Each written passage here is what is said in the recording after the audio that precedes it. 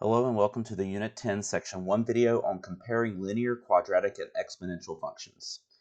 So over the course of foundations in algebra, we have gone over three main function types.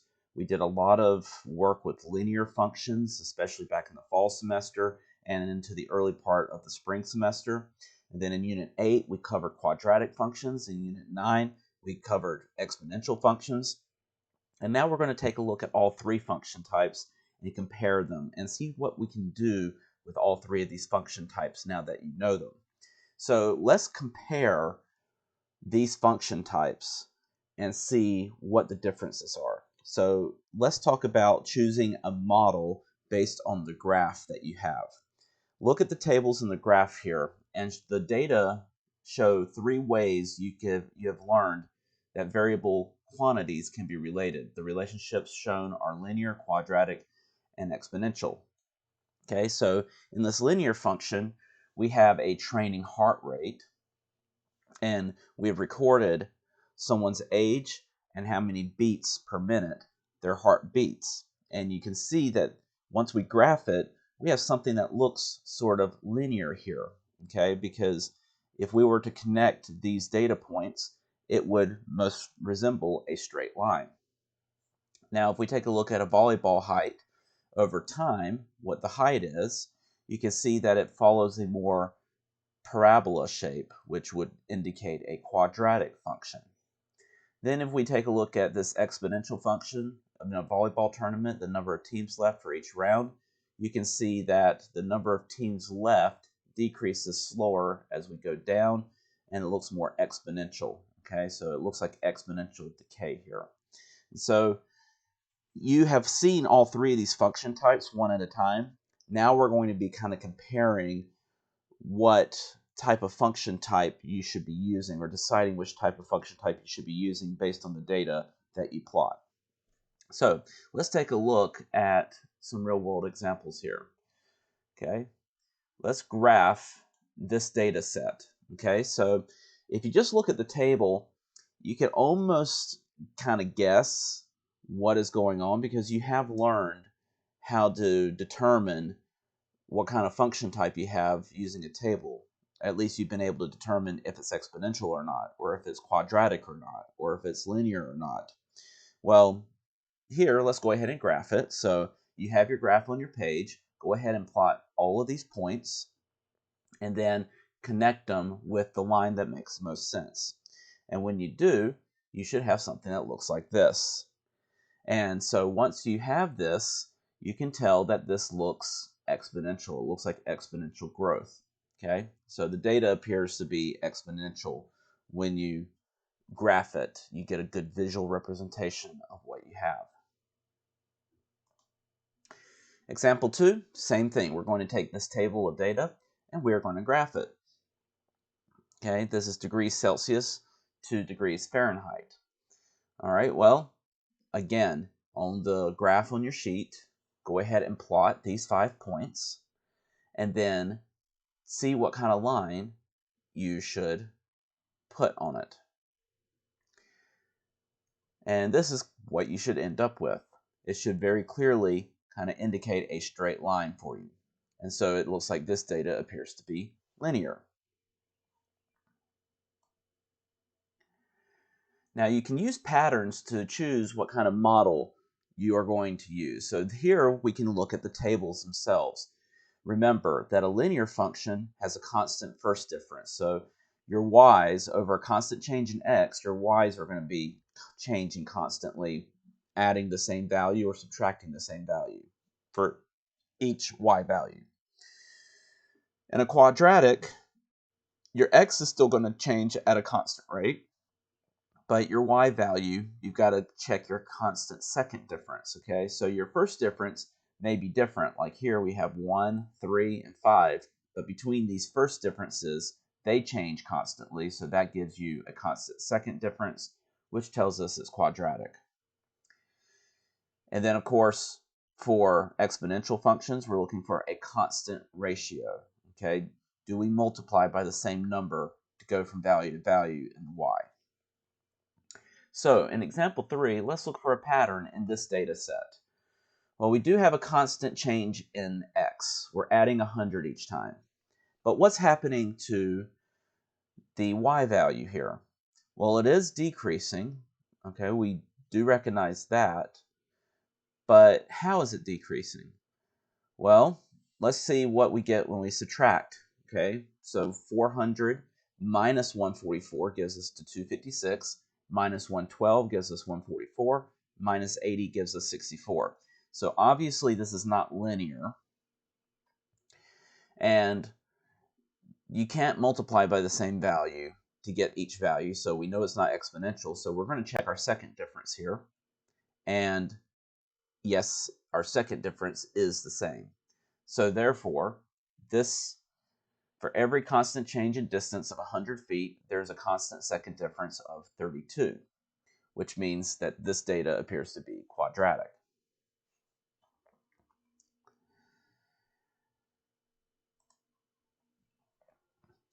For example 4, we're going to once again look for a pattern here. Okay, we do have a constant change in x. That's the first thing you always want to check. So let's check our y values. So here, it does not appear that we are subtracting by the same value each time, because here we end up with a decimal. We don't end up with a decimal here, so it's not linear. And so what about multiplication? Can we multiply by the same thing? So take 20,000 and 17,000, okay? Take 17,000 divided by 20,000. That's going to be 17 over 20. And see if you multiply 17,000 by 17 over 20, see if you get this value. And if you take this value, multiply it by 17 over 20, see if you get this value. And 17 over 20 as a decimal is 0.85, okay? And apparently, you do multiply by the same value each time.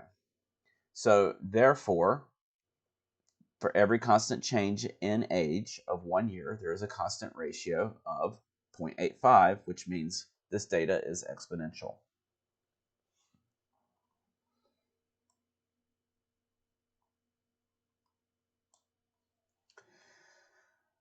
All right, so we've studied different types of functions and how they can be represented as equations, graphs, and tables.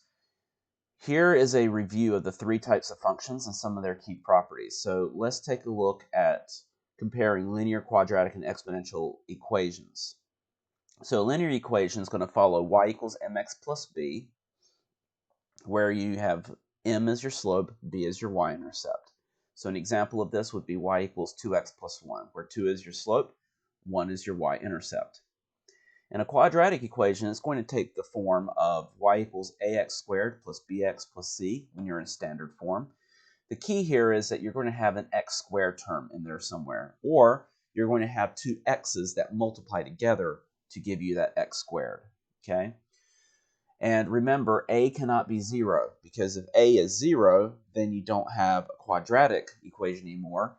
You then have a linear equation, okay? And then in an exponential function, you're going to have something like y equals ab to the x, where x is your variable and it's in the exponent, okay? So that's the key thing you're going to be looking for in an equation is the variable x in your exponent. And sometimes that variable may be t instead of x, okay? Because a lot of times time is your independent variable or your x variable, and so we denote time with a t. Now in a graph, we look to see if we have a straight line. If we have a straight line that's at some sort of angle, okay, some sort of slope, then we have a linear equation. In a quadratic, we look for the parabola shape, and then in exponential, we look for either exponential growth like you see here, or exponential decay. And then finally, in a table, in a linear function, like we just mentioned, you're going to look for constant first differences. In a quadratic function, you're going to look for a constant second difference. And in a exponential, you're going to look for constant ratios.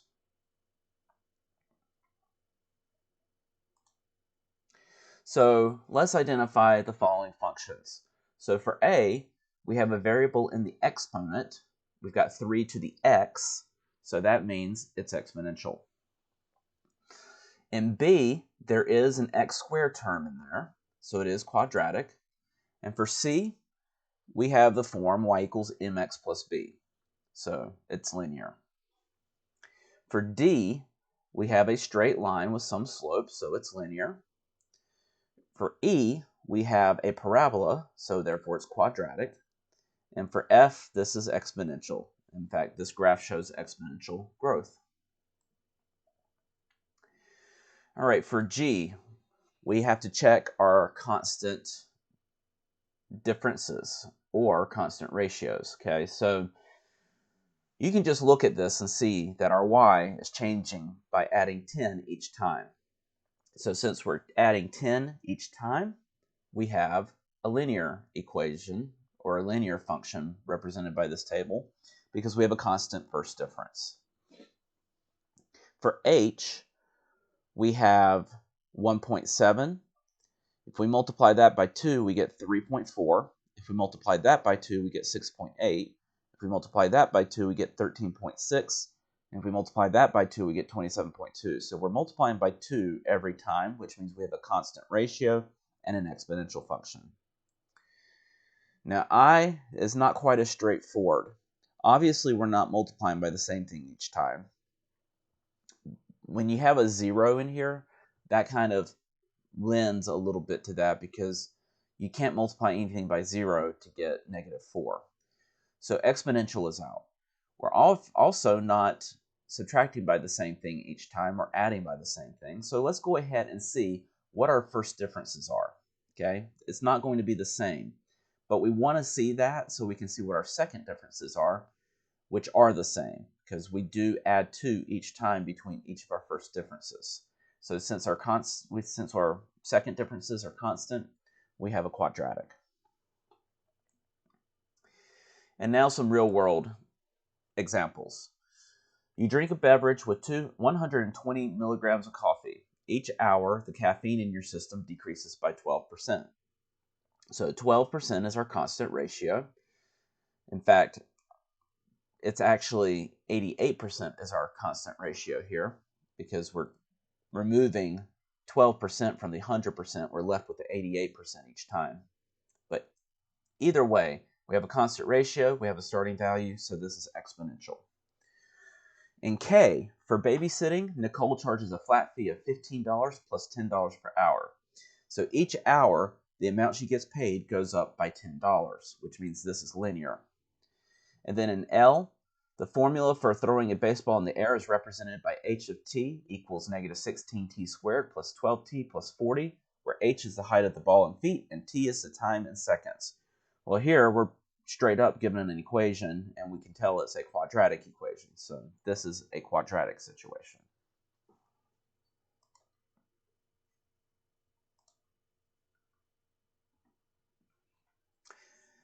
All right, let's revisit average rate of change. The average rate of change is something that we have covered in linear functions, average rate of change in a linear function with slope, and we've also done this for quadratic and exponential. So a lot of this is going to be review, but we can do this for any type of function. So recall that the rate of change is a ratio that compares the amount of change in a dependent variable to the amount of change in an independent variable. So the dependent variable is on top, that's your change in y. Your independent variable is x, your change in x goes on the bottom. So you have y2 minus y1 over x2 minus x1. A function is a linear function if and only if the function has a constant rate of change. The graph of such a function is a straight line, and the rate of change is the slope of the line. So what we're going to do is we are going to find the average rate of change over 2 different intervals to show that the rate of change is constant. Okay, so when you do your average rate of change between 2 different intervals, they should be the same to show that it's linear. Now, I do have one thing that was left out of the student version of the notes here. I don't have the second interval. So when we get to the second interval, I'm going to have you write that in, and then we'll evaluate it. But the first interval is here for you, so let's go ahead and do that. So in A, Our first interval is from 0 to 15. We have a graph here, so we are going to just find the y values to go with the x value on the graph. And when we do, we find that 16,000 goes with 15, and 8,000 goes with 0. So we're going to do y2 minus y1 over x2 minus x1, which is what's set up here. And that is going to be 8,000 over 15. Now you can go ahead and reduce this if you'd like, see if it will reduce, but that's not really necessary to just show that the rate of change is constant. And you're going to see why here. The second interval I would like you to write in, we're going to find what the average rate of change is from 15 to 30. Okay, so we're picking a different interval, and if the average rate of change or the slope here is the same, then we have a linear function. You can tell it's linear from the graph, but this is how you show it with the average rate of change. Okay, so again, find your y's that go with the x's, put them into y2 minus y1 over x2 minus x1, and then evaluate, and we get 8,000 over 15. So since we have the same rate of change for two different intervals, then we have a linear function. Let's take a look at B. Same sort of process. Now that we have a table, you just pick the y's that go with the x's. So 70 goes with 8, 80 goes with 10. Oh, I'm sorry. I forgot we're going to do one more interval on that graph. Let's do 30 to 40. Put those into your y2 minus y1 over x2 minus x1. You get the same thing. So we just verified it even further with 3 intervals. All right, now let's go back to B and look at the table here. So we've got our y values to go with our x's. We put them into our average rate of change, and we get 10 over 2, which is 5. Okay? So right in this interval, we're going to find the average rate of change between 2 and 6. Again, we find the y's that go with the x values here. Put them into your average rate of change formula, and then evaluate. 20 over 4 is 5. So since our average rate of change is the same for both of these intervals, then we have a linear function. For C, we have an equation. We're going to have to plug in our x's to find our y's. So we plug in 1 for x and get 3 for our y. We plug in 5 for x and get 11 for the y there. And then we put our y's on the top and our x's on the bottom. Evaluate, we get 8 over 4, which is 2. So the average rate of change from 1 to 5 is 2. Now, write down this function, or write down this rate of change, or this interval. Okay, -3 to 0. We're going to plug in -3 into our function, which is going to give us -5. We're going to plug in 0 for our function, which gives us 1. That's going to give us our y2 minus y1 on top, and our x2 minus x1 on the bottom. Remember, it doesn't matter which one you make x1 y1 and which one you make x2 y2. Just as long as you make your x1 and your y1 go together and your y2 or x2 and y2 go together. We evaluate this and we get 2 here again. So we have shown that the slope is constant, or the average rate of change is constant, giving us a slope and a linear function. A function with a variable rate of change is a nonlinear function. Okay, so examples of nonlinear functions include quadratic functions and exponential functions. One way to compare two nonlinear functions is to calculate their average rates of change over a certain interval. For a function f of x whose graph contains the points x1, y1, and x2, y2, the average rate of change of the interval from x1 to x2 is the slope of the line. So this is essentially what you're doing when you do average rate of change. You're finding if we were to draw a line through those 2 points on your nonlinear function, we would find out what the slope of the line is that goes through those 2 points. And that's how you find your average rate of change. Now, quadratic functions will have different average rate of changes across different intervals, exponential functions will exhibit a common ratio. So let's talk about how you can identify these function types using the average rate of change. So let's start with quadratic, okay? We're going to find an average rate of change over each interval to show that the rates of change are different, and therefore that we have a quadratic function. So let's start with A. Again, I forgot to give you the second interval we're going to do, so you're going to write that in as we get to them. So let's take a look at A. From -3 to -2, we are going to find our y values and put them with our x's. Y is on the top, x is on the bottom. I'm not really going to go over the details of this because we've done a lot of average rate of change. We've got 3/1, and that's 3. So our average rate of change is 3 from -3 to -2. Now, let's take a look at this interval, -2 to 0. So go ahead and write that in.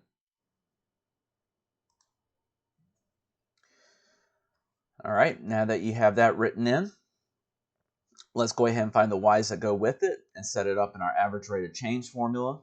So y2 minus y1 over x2 minus x1. And we get our slope for this is 0. So we have different rates of change, so therefore we have a quadratic function, or at least something that looks quadratic, at least in the case of what we're looking for. For B, -6 minus 0 over 1 plus 2, our y2 minus y1 over x2 minus x1. We get -6 over 3, which is -3. Now we're going to do the interval from 0 to 2, and our rate of change here is going to be 1. So we have a different rate of change here. So if we have to pick between our function types, we have a quadratic function here, or at least we have demonstrated that this is quadratic because our average rate of change is different. And then for C, we're going to plug in the values. So we're going to plug in -2 into our equation, and that's going to give us a y value of -15. We're going to plug 2 in, and that's going to give us a y value of 11. Then we put it into our average rate of change formula, and we get an average rate of change of 13/2. Now let's do this interval, -1 to 3. You're going to plug in -1 into the function, evaluate it, and get -8. You're going to put 3 in, evaluate it, and get 0. And so if we do our average rate of change here, we get 2. 2 and 13/2 are different, so we've demonstrated a different average rate of change. And then finally, example 8 here, we are going to take a look at the common ratios. Okay, so let's start with this interval. For the first one, for part A, we've got n -1 over 1. Then from 0 to 1, we're going to do the x's and y's that go together here. And you get -1/2 over 1. And so both of these are over 1.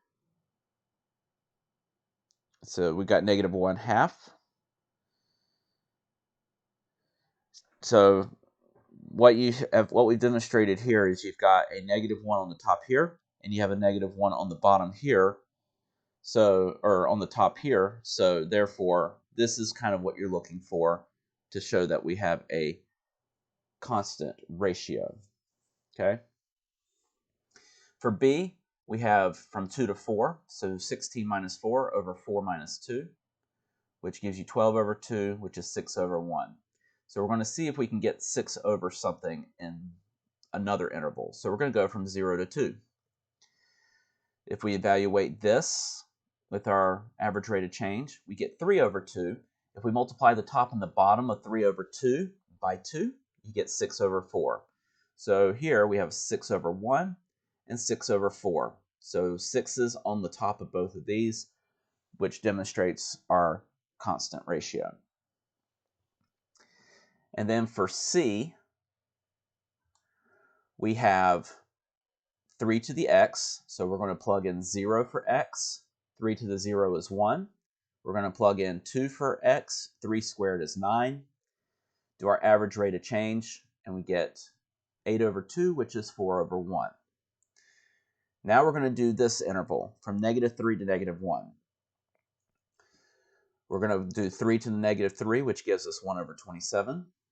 -1, which gives us 1 over 3. And we're going to plug this in to our average rate of change, which gives us 8 over 27 over 2. Now, how do we simplify this? Well, think about this. What is 8 27ths divided by 2? Okay, if I have 8 parts of something, and I divide those 8 parts by 2, how many parts do I have? I have 4 parts, right? Instead of 8, I divide those 8 parts by 2, I have 4 parts. So 8 over 27 divided by 2 gives us 4 over 27. Okay? And here again, we have 4 on the top for both of our average rates of change. So that's demonstrated our constant ratio.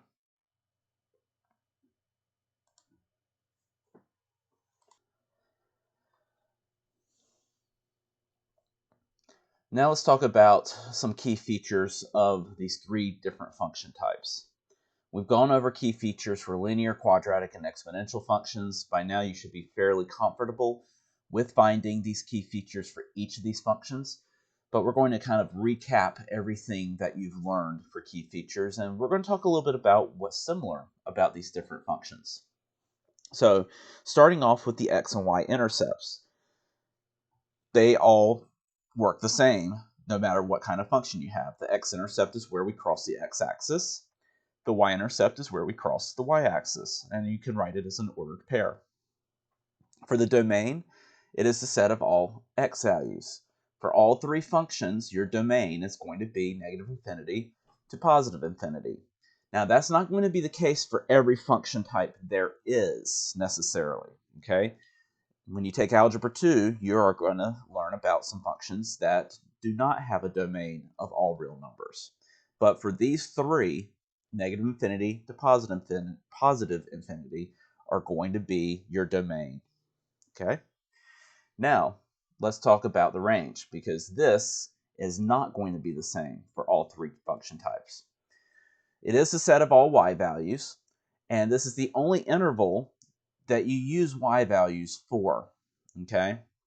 Every other interval, increasing, decreasing, positive, negative, domain, all of that uses x values, but range is the only one you're going to use y values for. Now, for a linear function, it's always going to be -infinity to +infinity. For the quadratic functions, it's going to depend on what your max or min is. So remember, you can find your max or min at the vertex. Okay, so if your parabola is concave up, you're going to have a min, and that's where your range is going to start. If your parabola is concave down, then you're going to have a max, and that's where your range is going to end. And you're going to include that max or min, so you're going to use a bracket. Then for exponential functions, your range is going to depend on where your asymptote is. Okay, so you're going to have a range of -infinity to your asymptote value when the graph is below the asymptote, and you're going to have a range of your asymptote to your infinity when the graph is above the asymptote. And remember, you're not going to include the asymptote because the graph never touches the asymptote. It gets closer and closer to it, but it never touches. All right, increasing and decreasing. For all 3, it is when the function increases where it goes up from left to right. The function decreases where it goes down from left to right. Okay, you always read this from left to right, just like a book. You read it from left to right. Now, in a linear function, the function either always increases or always decreases, and you're going to write it as negative infinity to positive infinity. For a quadratic, you're going to have an increasing interval and a decreasing interval. When you're concave up, your function is going to increase from the vertex to infinity and decrease from negative infinity to the vertex. And when we say the vertex, you're using the x value of your vertex, okay? Do not use the y, use the x value. Always use x values in your intervals, except for when you're doing range. When you're concave down, the function increases from negative infinity to the vertex and decreases from the vertex to infinity. And then for an exponential function, the function is either always increasing or decreasing, so you're going to write that as negative infinity to positive infinity, similar to a linear function. For positive and negative intervals, this is going to be the same for all three. The function is positive where it is above the x-axis, or where you have positive y values. The function is negative where it is below the x-axis, indicating negative y values. When there are multiple positive or negative intervals, you're going to union them with a U symbol, okay? And you're really only going to have that when you have a quadratic function, okay? If you have a linear function, you're going to have one positive interval and one negative interval. In an exponential function, it may always be positive, it may always be negative, or you're going to have one of each, okay? But in a parabola, you could have two negative intervals and one positive interval, or two positive intervals and one negative interval. Or it may always be positive, it may always be negative, okay? And then for end behavior, it tells what's happening to the function as x approaches the infinity on the right and negative infinity on the left, okay? So those are your x infinities, right? Your x infinity is on the right-hand side, your x negative infinity is on the left-hand side. And it's always going to follow the setup that you see here, okay? By now you should be pretty comfortable writing this setup. Remember, f of x is another way of expressing the output, or y. Okay, so we're describing where's y going when x goes to infinity. Where's y going when x goes to negative infinity? So for a linear function, f of x will always approach infinity on one end and negative infinity on the other. So you're going to have one of each for your f of x. In a quadratic, your f of x is always going to approach either infinity or negative infinity on both ends. So either both will be positive infinity or both are going to be negative infinity. And then for your exponential function, one is always going to approach your asymptote and the other will approach either positive or negative infinity. So one's going to be an infinity of some sort and one's going to be your value of your asymptote. Now, there are some additional key features that are unique to your specific function types. A linear function features slope, which is your rise over run, and you can find it with your y2 minus y1 over x2 minus x1.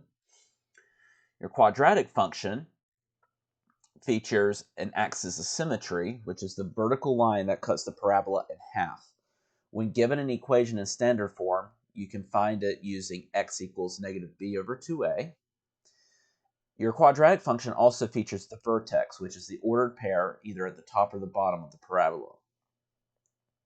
And then your exponential function will feature an asymptote, which is the invisible horizontal line that we usually indicate with a dashed line that the function gets close to but never touches or crosses. When given an equation, the asymptote is located at y equals k. So it's whatever that end number is after your number to the x term. All right, so let's do a few examples where we determine some key features for some different types of functions. Okay, so here in the first column, we've got an exponential function. Our x-intercept is going to be our ordered pair where we cross the x-axis. So we have 1, 0. Our y-intercept is going to be at 0, negative 1. Our domain, negative infinity to positive infinity. Our range is going to be from our asymptote, -2, to infinity. We are increasing everywhere, and we are decreasing nowhere. And our end behavior on the right-hand side, as x goes to infinity, f of x is also going to infinity. And then as x goes to negative infinity, we're approaching our asymptote, so f of x goes to -2. All right, for our linear function in the middle here, our x-intercept is at 6, 0. Our y-intercept at 0, 4. Our domain, negative infinity to positive infinity. Our range, also negative infinity to positive infinity. We are not increasing at all, but we are decreasing everywhere.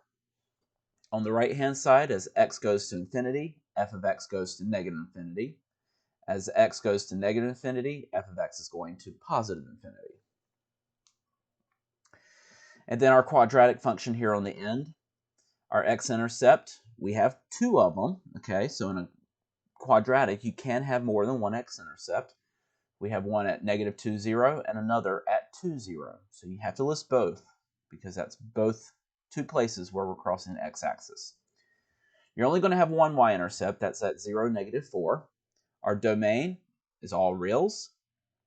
Our range is from -4 to infinity. We do include the -4 because that is a point on our parabola. That's our vertex. We are increasing on the right-hand side, so from 0 to infinity. We're decreasing on the left-hand side from -infinity to 0. And then as x goes to infinity, f of x also goes to infinity. Same for the other side. We're going to infinity on both ends because both ends are pointing up.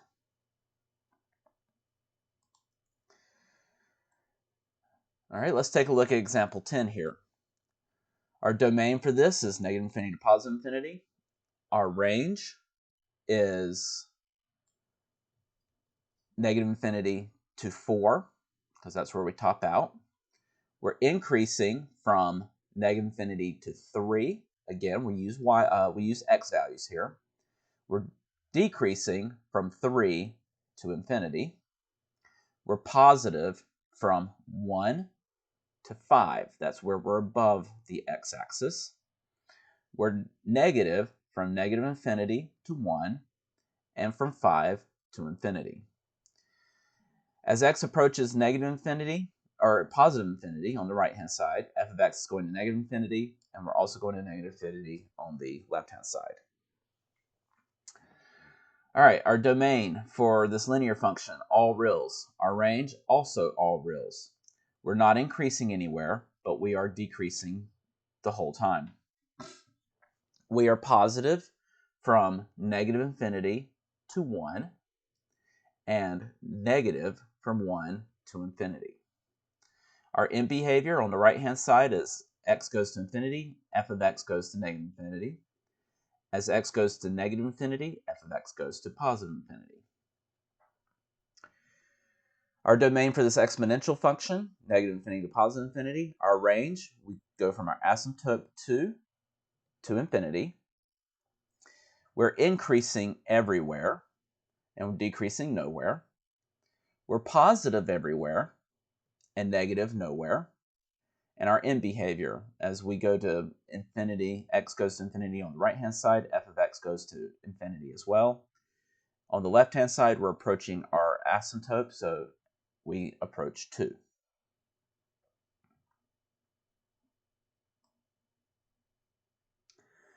And in example 11, we're going to cover a few of these key features that are specific to each function type. So let's start with the domain. Domain for this parabola, negative infinity to positive infinity.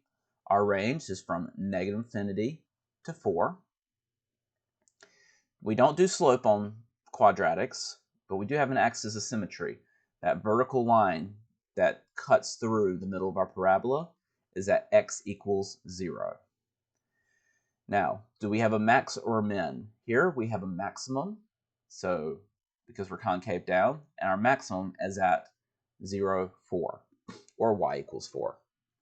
So our vertex is 0, 4.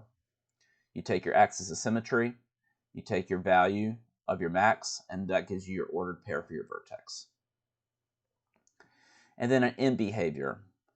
Both ends are going to negative infinity in the y, so we can write both of our statements like that. All right, for the next one, we have a linear function. Our domain is all reals, our range is all reals, and then our slope, we can do rise over run here. So we have a rise of 1, a run of 2, so our slope is 1/2. And then our end behavior, we're going to infinity on the right side and negative infinity on the left side. And now for the exponential function, our domain, all reals. Our range, we're going from negative infinity to our asymptote at y equals 5. Our asymptote is at y equals 5, so we just stated that. And our end behavior, we're going to negative infinity on the right side. We're approaching 5 on the left.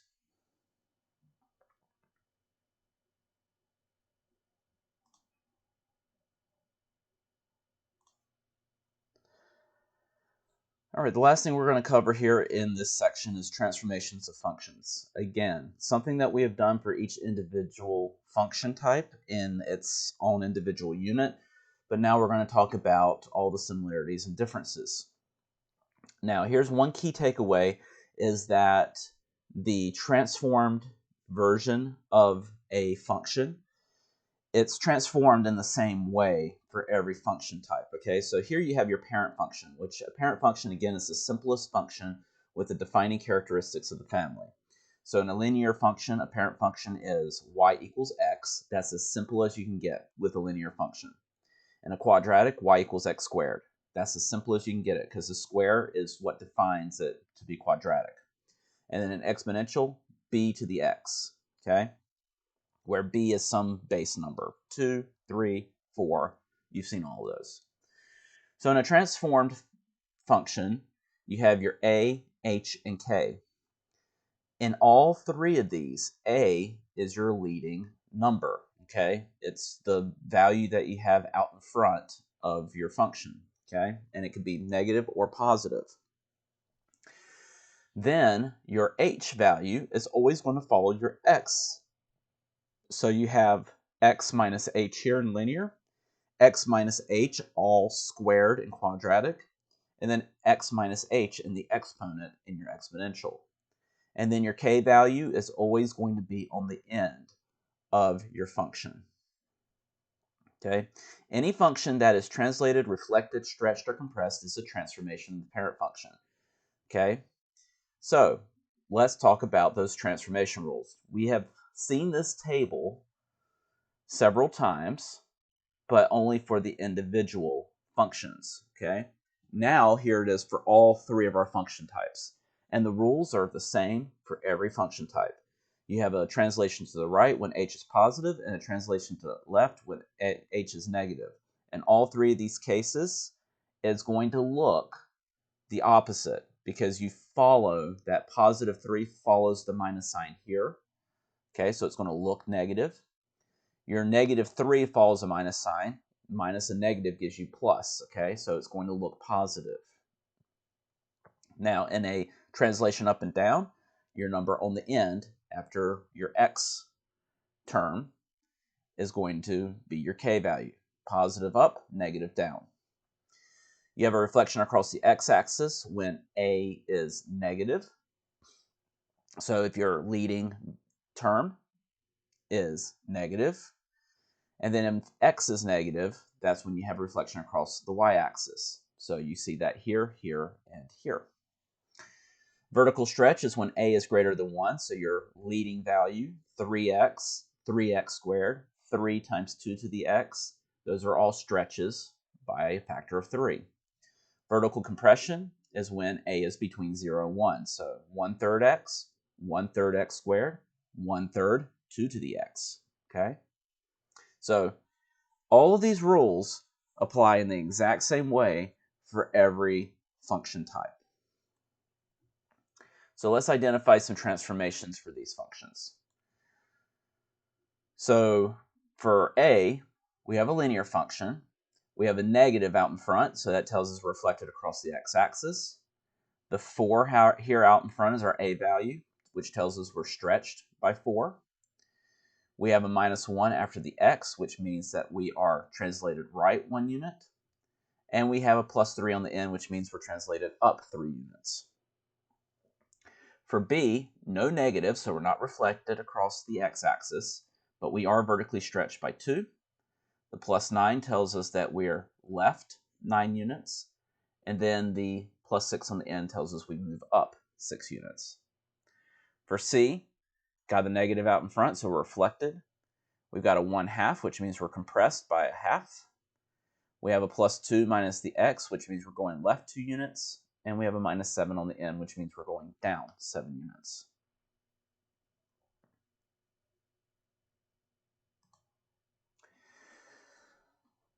We can use these transformations to determine the equation of a graph. So we're going to figure out what transformations are occurring on the graph, and then we're going to write the equation based off of that once we have our A, H, and K off of that, okay?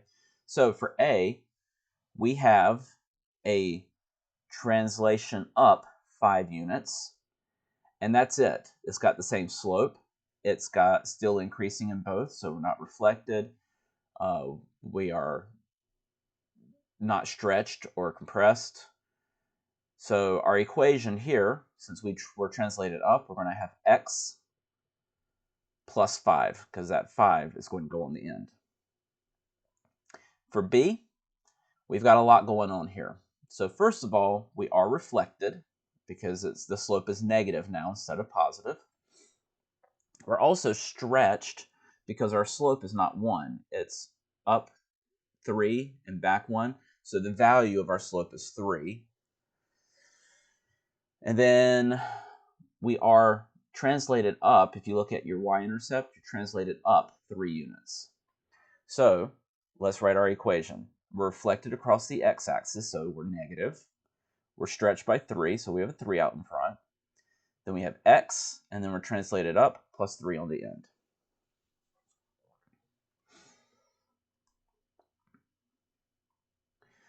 All right, couple of quadratics now. Well, C is reflected, and we are stretched because instead of going over 1, up 1 like we are in the parent function, we're going over 1, down, looks like a half. If we go over 2, down 2, that does confirm that as a half, because instead of going down 2, instead of going down 4, we're going down 2. So 2 is half of 4, so vertical compression by 1/2.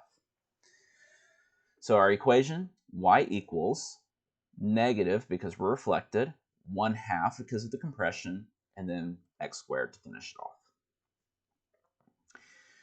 All right, from this parent function to this one, we are not reflected. We are not stretched or compressed because we go over 1, up 1. But we are translated to the left by 3 units and down by 4 units. So y equals, we're going to have x, because we're going to the left, plus 3. All that goes into the squared portion because that's our h. And then down 4 gives us a -4 on the end. For E, we have a translation up by 3 units. Okay, we know that much because the asymptote has moved up 3 units. If we look over, here's our 1, so we're not stretched or compressed. We're also not reflected, and we're also not moving left or right. So we have a translation up 3 units. So we're going to take our y equals 2 to the x, and then plus 3 on the end, our k value. Here we're reflected. Our h is going to be the same. Our stretch and compression is not happening, so we don't have to worry about that. And our asymptote's in the same place, so we're only reflected across the x-axis, which means we're just going to put a negative out in front. All right, so this section has been a lot of just taking things you've already learned, making some comparisons, and determining if we have something that's linear, quadratic, or exponential. Okay. Coming up in the next section, we are going to talk a little bit more about data and putting the right kind of equation with things and modeling things correctly.